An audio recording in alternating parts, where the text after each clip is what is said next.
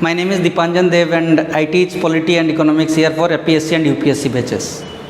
So as we all know, Indian polity plays a vital role in both UPSC as well as APSC exams for civil services. And Indian Constitution, when it was made, it was a masterpiece on itself. Many provisions in our Constitution were taken from many constitutions of the world, and so it became a masterpiece at that time only. Now Indian Constitution is the largest written constitution. It is called that it is not only a constitution, it's a rule book, it's a guidebook to guide each and everything in our society or country. So one of the important provisions is preamble of the Indian Constitution. So let us have a small idea about preamble of the Indian Constitution, what it is, please. Okay, so before going further about the text of the preamble, let us know what basically a preamble is. Preamble is like a preface or synopsis. Before submitting any assignment or project, we submit a synopsis or brief idea. So preamble gives a brief idea about our constitution, how our constitution is, what are its objectives, what is the way of our polity and everything. So this is the preface or introduction or synopsis of the constitution. Second thing is that it was borrowed from the US Constitution. Yeah, like many other provisions, fundamental right was borrowed from the US Constitution, parliamentary system was borrowed from the British Constitution, liberty, equality, fraternity were borrowed from the French Constitution, like that. So US was the first country to introduce preamble in its constitution, and India has borrowed it from the US Constitution. Next thing is that it is based upon the objectives resolution. Now what is objectives resolution? Objectives resolution was a draft. Objectives resolution was a statement, or you can say a summary of the polity, how it should be, okay, which was drafted by Jawaharlal Nehru at the time of framing the constitution. When he was at the Constituent Assembly at that time, objectives resolution was drafted by Jawaharlal Nehru, the first Prime Minister of independent India. How our constitution should be, how our society should be, how our nation or state should be. So everything was mentioned in the objectives resolution, and based upon that only we have formulated the preamble. So as we know that our constitution was adopted on 26 November 1949, along with that the preamble was also adopted. At first the whole constitution was written, after that the preamble was made so that it summarizes the whole constitution. So let us look at the wordings of the preamble. So here is the text of the preamble of Indian Constitution. So it reads, the Constitution of India, preamble. We, the people of India, having solemnly resolved to constitute India into a sovereign, socialist, secular, democratic republic, and to constitute to all its citizens justice, social, economic and political, liberty of thought, expression, belief, faith and worship, equality of status and of opportunity, and to promote among them all fraternity, assuring the dignity of the individual and the unity and integrity of the nation. In our Constituent Assembly, the 26th day of November 1949, do hereby adopt, enact and give to ourselves this constitution.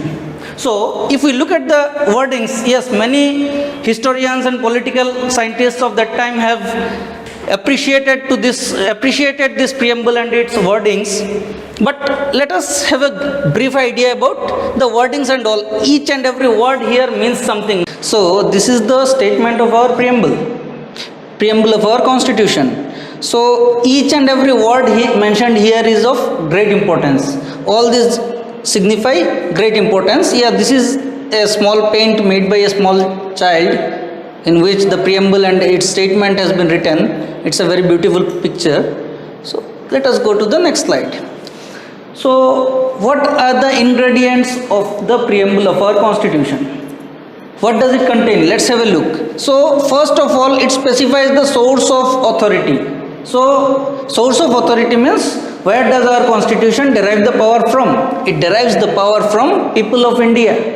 In the beginning, it has been stated that we the people of India means we people of India are the sources of authority. This is the principle of democracy. So we the people of India means source of authority of the constitution is people of India. Then it specifies the nature of the state, how our state or how our country is.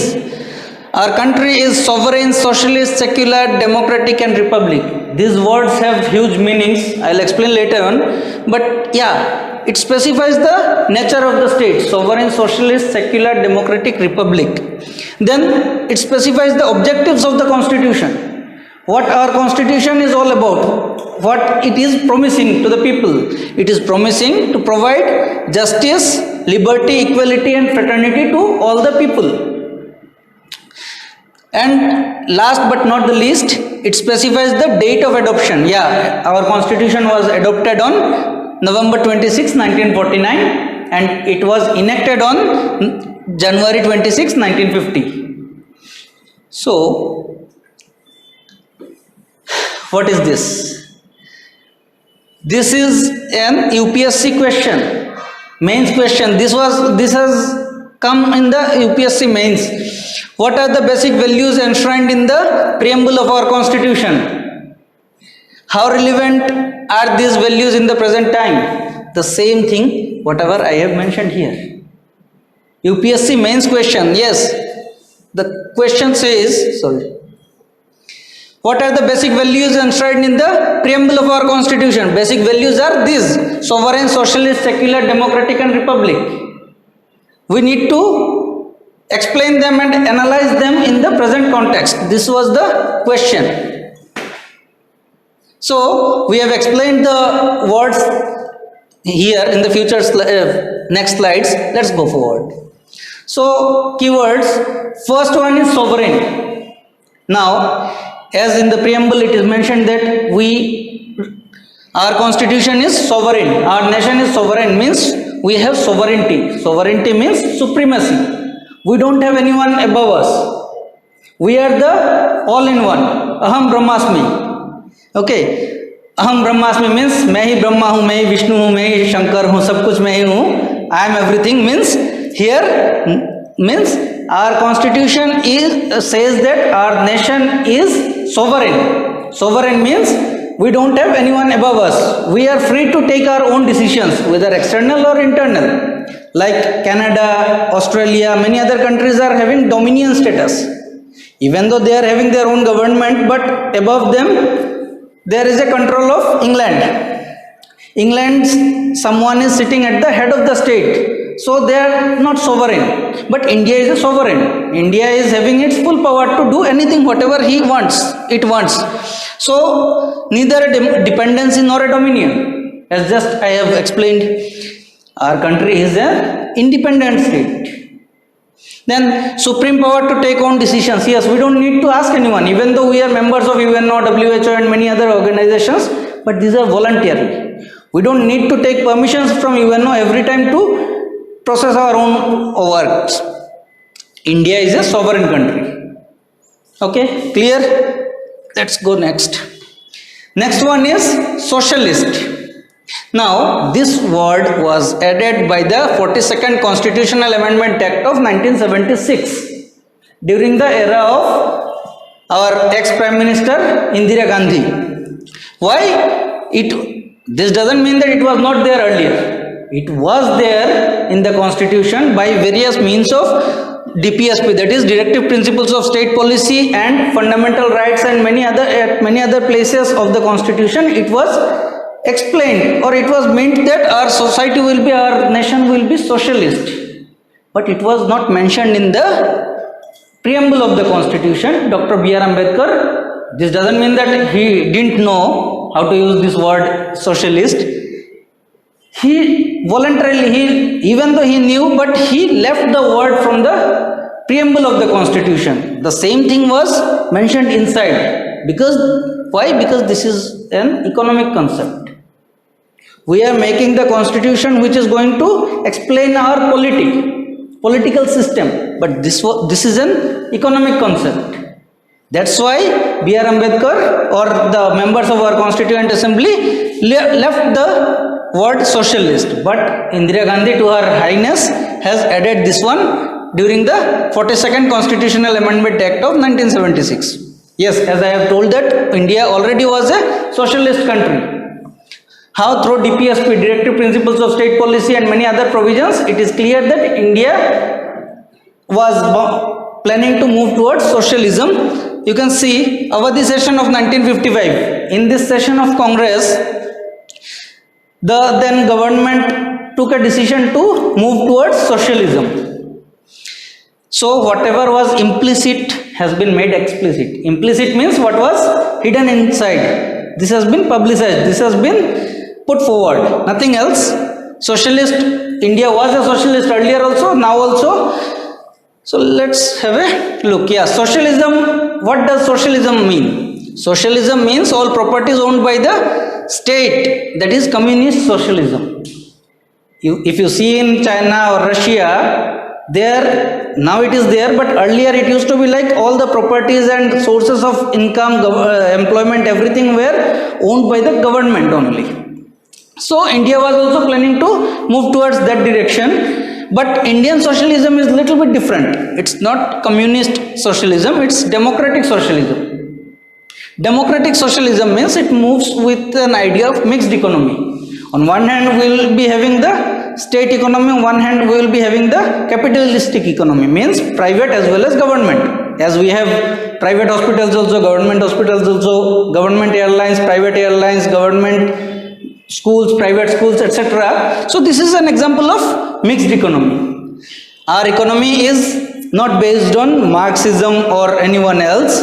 Our economy is a blend of Marxism and Gandhism, means a mixture of both. Mixture of Marxism, the ideas of Marx, Karl Marx, and ideas of Mahatma Gandhi. Next one is secular. Yeah, we all know nowadays, it's in news also, that secular word. We almost all know that what is the meaning of secular. Secular means a society where there is no bias on the basis of religion or caste or anything, belief. So no bias on religion. It was also added by the 42nd Constitutional Amendment Act of 1976. Again during the time of Indira Gandhi. Why? This was also omitted, this was also skipped by the Constituent Assembly at that time. Why? Now, earlier during the medieval Europe, it was believed that state should not interfere in the workings of religion and religion should not interfere in the workings of state. Both were different entities.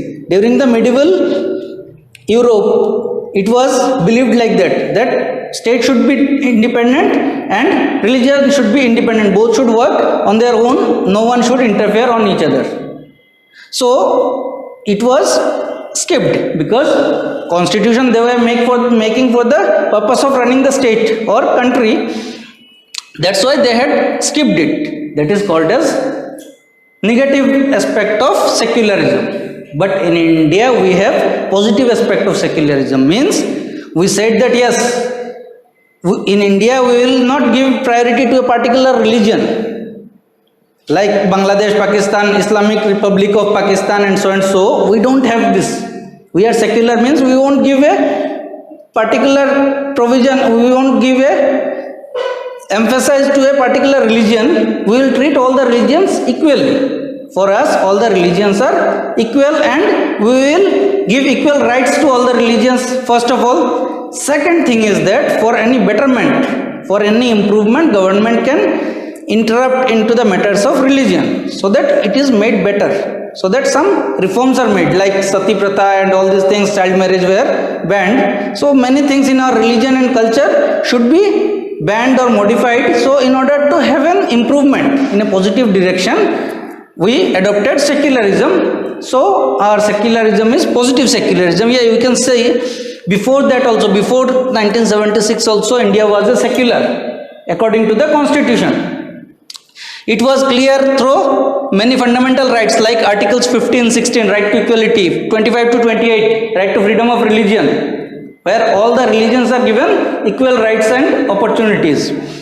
Then DPSP, Directive Principles of State Policy, Article 44. It is of Universal Civil Code. It says that all the religion or caste or any ethnic group should be treated equally, should be given equal rights, equal laws should be there for everyone. Means India was a secular when the Constitution of India was made, but again Indira Gandhi, to her highness, has incorporated the word secular. See, the same thing I have mentioned. Europe, it was earlier that religion and state both were isolated, but now India is in positive secularism. All religions have equal rights. State can interfere to bring positive changes. Next one is democratic. So I don't think I should explain the meaning of democracy, because we are not in democracy, we are in democracy. All of us are so much interested in democratical policies and provisions like election and making government, then this, that, everything. So we know almost everything. Still, as a part of our theoretical part of our constitution, I will explain the thing. So democracy works on the principle of popular sovereignty, that is, people are the supreme power. Unlike China, in China what is there, whatever that Communist Party will decide, the country will run according to that. But in India, however, we people decide. How we people decide? We will decide through elections. So this is the meaning of democracy. In democracy means we choose our government, we run our government whether directly or indirectly. As said by the former president of America, Abraham Lincoln, that democracy is a form of government of the people, by the people and for the people. And it is considered as the best form of government till now. So we have seen the meanings of these words. Democracy, as mentioned in the preamble, like sovereign, socialist, secular, democratic. Yeah, we have the meaning of republic also. So next one is republic. Republic means there can be two types of polity, whether it is a monarchy, or it is a republic. Monarchy means where the head of the state will be a hereditary person, like in Britain. But in republic, what happens? The head of the state is an elected person, like in India. Our head of the state is our president, who is elected indirectly by the people. Indirectly means through the representatives. So we have explained the meanings of the words enshrined in the preamble of our constitution, whether sovereign, socialist, secular, democratic, republic. Many other things are there, but it's a small video for demo purpose only. I'm not going forward. I'll be closing here.